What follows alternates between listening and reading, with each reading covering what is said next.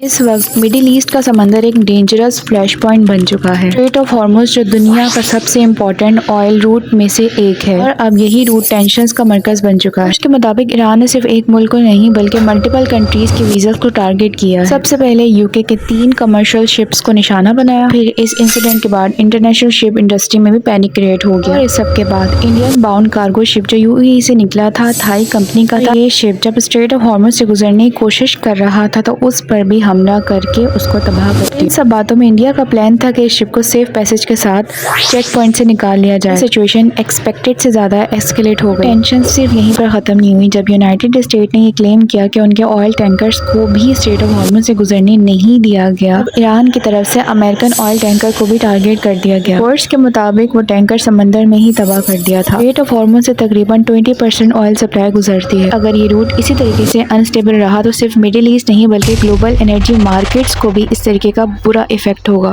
Oil prices spike ہو سکتے ہیں اور انٹرنیشنل ٹریڈ پر بھی اس کا ڈائریکٹ امپیکٹ پڑ سکتا ہے۔ اب سوال یہ پیدا ہوتا ہے کہ اسٹریٹ آف ہارمز واقعی ایک نول بیٹل فیلڈ بن چکا ہے۔ اگر یہ ٹینشنز اسی طریقے سے بڑھتی رہی تو دنیا ایک نئے گلوبل کانفلکٹ کی طرف بڑھے گی۔ اور پبلک پریشر کی وجہ سے US اس وار سے بیک آف کر لیتا ہے تو اسرائیل اس وار کو ہارنے کے قریب آ جائے گا، پھر اس کا آؤٹ کم بہت زیادہ کیٹاسٹرافک ہو سکتا ہے۔ اور یہ صرف مڈل ایسٹ کے لیے نہیں بلکہ پوری دنیا کے لیے ہے۔ اس سینیریو میں ممکن ہے کہ اسرائیل نیوکلیئر ویپنز یوز کر سکتا ہے، اور کچھ اینالسٹ کا کہنا ہے کہ ایسی ایکسٹریم سچویشن میں اسرائیل اپنی سیمسن آپشنل اسٹریٹجی پر بھی ریلائی کر سکتے ہیں۔ اس کانسیپٹ کے مطابق اگر اسرائیل کو اپنی ایگزسٹنس پر سیریس تھریٹ محسوس ہوا تو وہ نیوکلیئر ڈسٹرنسز بھی یوز کر سکتے ہیں۔